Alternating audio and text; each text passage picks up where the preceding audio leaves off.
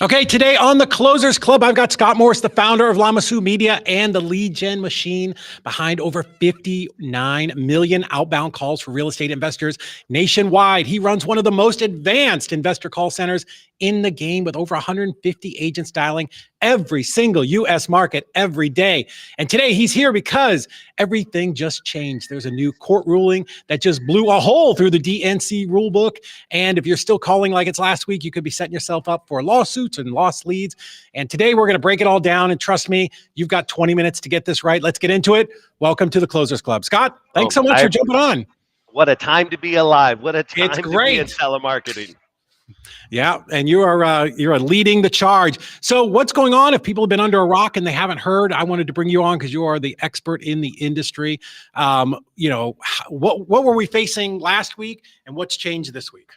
Yep. So a lot of this I've compiled. This is the actual case dockets. This is everything, every piece of evidence, every reference case. Mm-hmm. I've studied it in and out because I wanted to be able to be an expert for myself first, but also for my clients. We'll do about 5 million outbound dials a month right now. And so at that type of volume, I need to know, and I want to be able to provide the best for my clients to make sure they're safe and protected. Right. But as of June 4th, the case law was pretty murky out there as to are what we do. And everything that we say is the DNC, when we're calling somebody, are we offering a service for them to buy something? Are we trying to sell them something, which under the letter of the law, which the DNC was designed for? And so it's kind of gone back and forth. But on June 5th in Kofi versus Fast Easy Offer, the judge came down and declared, in fact, our type of marketing, where we're attempting to put cash into somebody's hands, would not, under the letter of the law, constitute a DNC violation. Got it. Okay. Sounds like you got something going on in the background there. Are you right in the bullpen there? Yeah, I'm right here, right by the sales floor right now. Awesome. I love it. So this was a big thing, right? That new law that came out at the beginning of the year. It was there. It was stalled. We weren't really sure what was happening. And that one went away. Right. So that was the problem. Was we had to be very careful, and real estate investors were getting sued left and right and paying some pretty big fines and settlements for calling people who were on the do not call list. What is it now what's the distinction that came out in this ruling? So I think it's really easy to get over the skis. And so I put together a website called dncisdead.com. Oh, I love it. Okay. And so people can go there, they can kind of register, and I'll continue to update it as case law happens to kind of support and go behind it. But I just want people to understand that this exists. I think a lot of times it's easier in the influencer space to just say something and not tell everybody exactly what's happening behind the scenes. Yeah. It's really easy to screw this up. And it's also really easy for somebody to screw it up for all of us. Yeah. And so what I mean by that is if somebody goes and tries to just carte blanche abuse this, what you're going to do is you're going to get a judge that says, you know what? No, I'm okay with ruling against the 9th District Court. I'm okay with having now conflicting results where this has to now go up to a Supreme Court level or wherever it may be. But as of right now, the courts, the 9th District Court, for sure, anybody who's on the West Coast, you should feel actually more comfortable than people who are on the East Coast. Oh, really?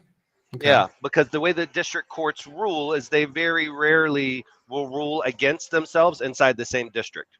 So the 9th District is the one who came down. And so when you have a conflict of two different districts that have ruled on the same matter, that's typically where it then has to be elevated. But for the first time in a long time, David, and this is where people have to understand is you now have a response that you can send. You now have something to reference. If somebody sends you a demand letter and you've kind of gone by the letter of the law, you now have something to reference versus before just being like, oh, I'm so sorry, we'll remove you, et cetera, et cetera. People were just caving versus having a legal precedent to point to. And now there's a legal precedent. Right. So just a little bit, just to give some reference, what you guys do at Lamasu. Like I know, but I want you to explain to everybody like just real quick, like kind of what you do and the scale and the scope that you do it, and why this is so important that you really understand this. Yeah, so I represent investors nationwide. Investors Mhm. are hiring us to reach out and find motivated sellers or Mhm. distressed sellers. Yeah. And what we're trying to do is just merely put cash in those people's pockets. And Mhm. so we're calling people nationwide, and we're trying to generate the highest qualified, highest motivated Mhm. leads and send them to an investor so that way the investor can begin negotiating with them. Right. And I think what's important is we've always been very respectful of the DNC. If somebody says I'm on the DNC and we happen to call them, even if Yeah. they aren't, Mhm. we always still took really good care of them. And I even told my team, if somebody tells you after this ruling and we're calling into Arizona and we're following it, somebody says I'm on the DNC list, still treat them with respect. Sure. Let's not call and harass them. Antagonizing people, right? That makes Exactly. absolutely no sense. I don't want to be the bad guy. I just want to find the people who have a problem that need a solution and match Right. those up. But I think that it just allows us to say, you know what? This is Mhm. not a loophole. This is what Right. it was designed for. Right. The DNC was designed from people to stop people from getting harassed and people trying to take their credit cards over the phone, over the Sure. phone, over the phone. It wasn't designed to prevent politicians. We all know when Mhm. it's that time of the year. There's charities that are calling you a Yeah. hundred times. How many times Yeah. have you guys gotten a call from the Oh, firefighters? yeah. I was gonna say the Police Benevolent Society or whatever it is. You cannot get off of those lists, no matter what you do. Exactly. Well, so now also is people who are going to be offering to buy something from you, and Yeah. so that's now part of it, and it's fair, man. We're just trying to put cash in somebody's pocket. We're not Right. trying to take something away from them. So that seems to be what little bit of research I've done. The distinction between with this ruling, right, is now that we're not bothering you to get your money. We're calling you to try to, I guess what is it that we're offering to buy, or is it that we're trying to put money in your pocket? Where is that distinction that the court came down on? Yeah, it's really about offering to buy, Right. Okay. because it's we're not offering to we're not Sell. trying to get them to sell. We're not Mhm. selling us something. Yeah. And there's a couple of words that are specific in there, Hmm. but for us that we're calling, just saying, hey, listen, we're interested, seeing if you're interested, or we'd like to know Hmm. if you're interested in selling your property. We'd Hmm. like to buy your property. How's the process of Right. selling your property going? Hmm. Even if later it turns into another type of transaction, that initial conversation is exactly that. It's just us inquiring on how we can Hmm. help them, and that Right. doesn't go against the law. Right. So now investors, they don't have to be as concerned with taking their list and scrubbing it through the DNC list, right? We can call everybody or text everybody. How is texting affected by this? So it's really great question. I think I'll answer the first half of it first before Sure. we get to the celebration, which is should they scrub against the DNC or not? I don't No. think this really changes the amount of people who are going to be threatened. I Hmm. think it should just give people who receive the threatening letters more confidence in their responses. Okay. And as somebody who's been in multiple lawsuits, including Wall Street backed lawsuits from other Mhm. industries, I can tell you emphatically, you don't have to be wrong to be sued. Oh, yes. And you don't have to be wrong to spend hundreds of thousands of dollars proving that you're right. And so this is not something where all of a sudden you're going to call somebody who's on the DNC list who is a habitual Hmm. suer and Yeah. him not pursue you. Right. You're just now going to have some legs to stand on.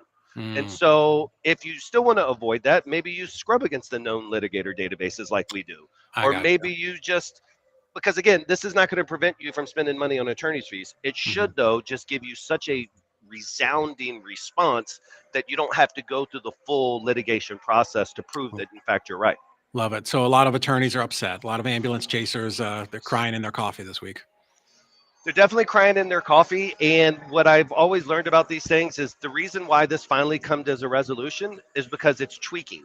All right. So Hmm. the ambulance chasers won that time, and then the Yeah. good guys, we have to make some changes. But the ambulance chasers are also going to be making some changes too. Hmm. And so all this really revolves around is can they go to a different place and try to set new legal precedent? Hmm. But until that precedent is set, this is Yeah. like really amazing news. You couldn't ask for more wind at your sails for telecommunications as well Hmm. as text messages. So text Right. messages under this and the way that it came through with the decree, it also would give us that landscape. The disadvantage with text messaging is there's still that A2P. There's all Yes. that carrier stuff is still in the way. But in Hmm. regards to does a text constitute asking somebody, are you interested in selling your property? We'd like to Hmm. buy your property. It Yeah. would not violate the DNC in and of itself. Nice. Now there's still some rules that the average investor, the people who don't want to use Lamasu for some reason, if they're going to try to do this on their own, they've still got things that they have to comply with, right? Like the randomizing of the numbers and like how all of that works. Like talk about that a little bit, because you still need to operate, as you said, in a sane way, right? Not aggravate the crap out of people. Yeah, I think a lot of it has to do with just the quality of your callers. Mm-hmm. I think cold call is one of the weirdest channels out there. Like, you wouldn't go to Google and be like, give me the cheapest, worst click you got. But Yeah, people do that with cold callers. They're like, hey, I want people to hire do. somebody way in the other side of the world, and I want to pay, Mm-hmm. $2, $3, $4 an hour. Right. And what you end up getting is somebody who's going to piss off people who pick up the phone. Sure. So the best thing, even though it's not illegal, is just having a competent person who can have a Right. conversation, who has voice Mm-hmm. inflection, and say, Yeah.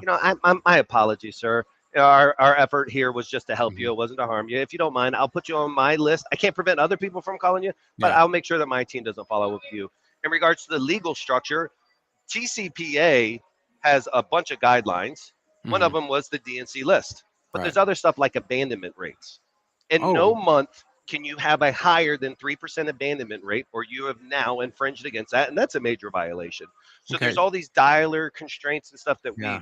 are 100% dialed into here, because Right. at this type of volume, you become, you're raising your hand. So we make Mm-hmm. sure we comply with all Yeah. guidelines there. Talk a little bit more about that abandonment rate. That's something I haven't heard of before.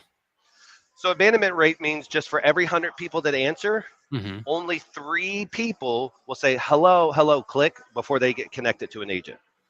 So in Oh, other words, they abandon because you're pumping more. If you want to feed 150 agents, you got to right. call 300 or 400 people at a time. Sure. You just got to make sure that there's not all these people saying, because you've had it happen to you before. You've I was answered just, the phone. yes, yes. And this is where it drives me crazy, because after, of course, working with you guys, we understand what a very high level of service is when we were running our wholesale company. But because I own 100 rental properties, I get calls all the time. And Scott, I pick up and there's just nothing. And then I get this little like connect buzz, and then they disconnect. So I'm like, God, these whoever this crappy cold caller is really screwing over whoever's paying them, right? This is the gospel. I was sitting in my office with my Yeah. team today, and I answered one, and it was 8 seconds. I said 1, 2, 3, Oh, all is the that way what it to 8 is? seconds. Mm-hmm. And I didn't hang up, but if I would have hung up, that would have counted it as an abandon. But the whole point is imagine the guy in Arkansas who's paying some cold callers in Egypt Yeah. to make Yeah. dials, and then people are answering, but there's nobody there to service them. Right. No, every time I'm like, God, I just know that there's some random wholesaler who's cutting a check for Yep. this crappy cold calling company, and they're just getting screwed over. Like they don't even realize it. No, you can't quantify those types of failures. I want to give some, because I know we're going to be on a time frame. I want to give some Yeah. additional advice I Yes. think Yeah. people Yeah. may Let's not get into know it. that's in this case. Yeah. And that is, if you're a brokerage house that's also wholesaling, Mhm. that's going to be an issue for you. Okay. You It, mean it like has if you're a realtor and If you're also a realtor, you have frontline sales, because I have clients that are myself. They're like, Mhm. hey, we wholesale, and then if that doesn't work, we move it over to our other team. But it's the same brand, same office, same everything. Okay. That's going to be really, really murky. Okay. There's already been case law at the Supreme Court level Whoa. that says a real estate agent doing very similar would in fact violate this, versus an investor now wouldn't. Okay. And so that's something really important to keep in mind. Also, what I got a lot of really good tips from this on how the bad guys look at it, but they're Yeah. going to go to your website. Okay. The bad guys, they're going to go to your website, and you want to make sure that, honestly, don't be a bad guy, but sometimes Right. people don't pay attention to the language that's Mhm. on their website about how our services work is like a fee, and what we're doing is we're selling you our services. And so, like, if you Oh. had something on there about your wholesale operation, Yeah. and maybe you weren't as clear that, hey, listen, I'm the investor, I'm the end buyer, Yeah. and you use the language about I'm selling a service, or how we're going to Mhm. do it is kind of give you a discounted fee, and that would be It's like getting your service murky. fee. Yeah, you just want to keep it, kiss it. Yeah. Vague is good, vague is your friend. Right. And you just don't want to confuse the marketplace. So I Right. saw a lot of that, how they really dig deep, the bad guys, on Mhm. your operation to prove in fact that you're a realtor, or that you're Uh-huh. disguising a discounted purchase price as a hidden service fee. Gotcha. So would your recommendation to those people that are running a brokerage and they're trying to wholesale, which is great, right? Like I'm all for, scaling out your business, but to run those really and separate them as two different brands? Yeah, you either have to do that or you have to ignore the news. Yeah, well, I think that happens too often, right? Investors think like, nobody's going to come after me. I'm in Arkansas and I'm just doing, you know, 5 deals a month or 10 deals a month, and then that's when you get that certified letter and like, oh my God, my world just changed, right? So Yeah, much of that. So 100%. cool. So for you guys, like this was obviously big news. I've seen your post. That's why I reached out and wanted to make sure I got you on here. How did this change this week for Lamasu and for what you guys are doing and for your clients? I think it just added some pep in our step. It Hmm. really didn't change much. One of the things I'm really proud at is before this ruling and after this ruling, at the Yeah. end of every one of my phone calls, Yeah. what I do, David, is I get a permission opt in on the recorded line. We say, Oh, hey, okay. Mrs. Jones, before I pass you over or Hmm. before I match you with the local real estate investor in your area that specializes in this property, I Yeah. just want to get both your permission and consent to have them reach you back via phone or text message. Ah, So okay. even though in theory I don't need to do that, Hmm. why not have a car with more crash guards, right? Right. Right. And so it really didn't change much other than I got to stand in front of the room and say, guys, hey, it's game time. Yeah. This really helps buttress what we've always said, which is we're not selling them a product. We're trying to offer them money. It shouldn't comply. It doesn't. Hmm. And I think all it does is maybe give some of the risk reward people who were on the sidelines about cold calling, Yes. gives them confidence to come into the game. It Hmm. doesn't really change what we do because our principles or standards were already at a level that Hmm. this didn't matter. But now I think it'll allow other people on the sidelines the comfortability to come play the game. Yeah, I love that you're doing that because that was sort of the big question back in January is with that new law that went into effect is like how are the PPL companies going to operate? Like how do they possibly, right? Like how does somebody go in and give their information and then they sell it to 14 people? Although they say they're exclusive leads, we all know Yeah. that's maybe not the case. So yeah, I think that's fantastic that you guys do that. Yeah, and I think also too that would have been way more damaging than this have been ruled against that PPL Hmm. thing Yeah. because it was going to make it a one-to-one consent. Now Right. we do that linearly, but all these there's so many companies out there like even Hmm. Zillow themselves. All of a sudden Zillow is selling those leads to a real estate agent. You can't do that anymore. So it was Right. really going to complex it, and I just think for people out there, this is not to abuse the customers. This is Hmm. not to break just common sense, but it's to give you the freedom to say, you know what? I truly believe in what I'm doing, which is helping people. Hmm. I'm not trying to take, I'm trying to give. And the Right. way Congress wrote the law, if they want to change it, they need to change it. Yeah. So until then, this is America. We work within the guidelines that are given to us. And if the Hmm. guidelines are favorable, damn it, let's hit the gas pedal. Nice. Cool. So I think what's great, when I was wholesaling and we were doing this nationwide, and I know we have lots of clients, they want to make sure that they are working with somebody who, my God, understands the law and is going to keep them out of trouble, right? Yep. It's great to pay somebody to get me a bunch of leads, but if they're just out there fucking up and I'm going to get embroiled in a lawsuit, that's terrible. So super important that if you're watching this and you're looking for great cold callers, you know, Lamasu is fantastic. Scott is absolutely wonderful and a leader in our industry. But just for those people, we got like a minute or two left. Like overall, like Lamasu, what do you guys do for the average investor who should be reaching out to you? Because I'm going to drop your link here. Well, I can tell you at least at the time of this recording, because of this, Hmm.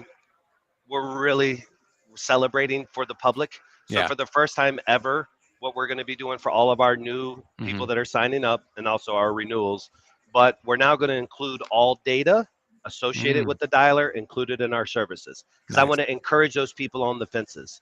And I'm going to give a copy of all the data that we called every 90 days to the customer so that way he can Hmm. turn it into an asset. So I want them to Nice. be able to be like, hey, listen, I sign up with Lamasu. I don't manage a dialer. I don't hire kids. I'm not Yeah. swapping out phone numbers.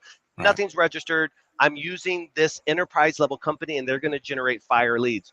Hmm. Also, every quarter, they're going to return to me the data. That way I can synergize it maybe with my mail campaigns. And Nice. so for right now, what I'm doing is I'm saying, I don't know how long this is going to last. At some point, all merry-go-round stop, Yeah. but let's get it while we can, boys and girls. Nice. And if I can generate fire leads from you from a marketing channel where otherwise you may have ignored or maybe didn't have somebody with expertise, that's what I want to do. And so that's why lamasuitleads.com. You go there, you ultimately find your way to my calendar. Hmm. And we can talk about what I expect to happen in your market, the lead flow, the Hmm. conversion ratio, and we're pretty dialed in. Nice. Scott, final word. People who say cold calling is dead. Cold calling just came back from the grave. Yeah, baby. And That applause was on cue yeah, behind you, right? exactly.